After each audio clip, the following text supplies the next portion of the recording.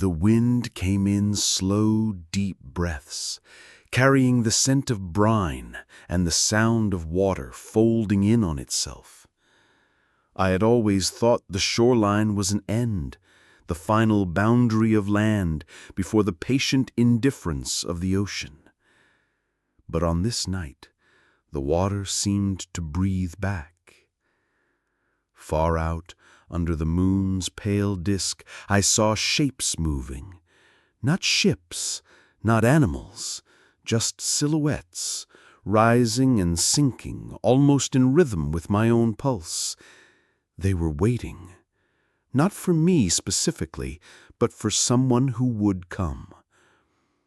For centuries, perhaps millennia, they had been drifting at the edge where the known met the forgotten. An old fisherman had told me once, in a voice heavy with sleep, that this place wasn't mapped for a reason. The sea remembers, he had said, and the shore never forgets. My feet sank into the cool sand as I approached the black rocks that marked the entrance to the cove. Every step seemed to quiet the night, until even the waves hesitated. Somewhere inside me an understanding bloomed, not in words, but in weight. I was standing at the edge of something vast, older than memory, patient enough to outlast oceans. The first voice came not from the water, but from within my own chest, like a memory I had never lived.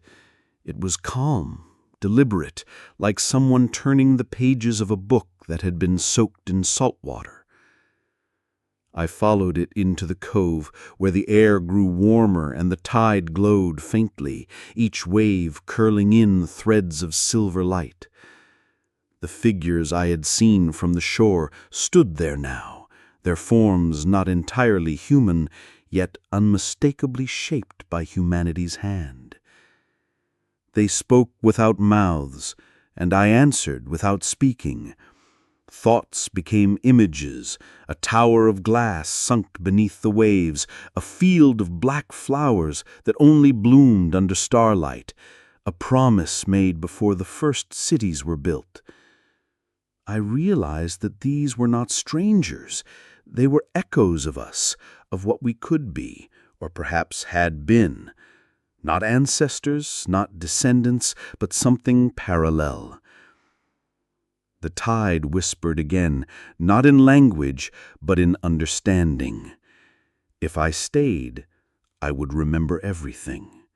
If I left, I would forget, and the forgetting would be a mercy. I did not answer.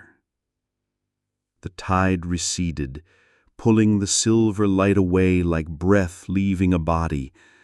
The figures from the cove stood at the edge of my vision, silent and watchful. The reflection gave me one last look, not of sadness, but of certainty, before stepping back into its own shore, disappearing into the strange horizon. The mist closed, the tide retreated, and I stood alone again. Except for the faint glow that now pulsed in my chest, like the memory of a dream I was never meant to forget.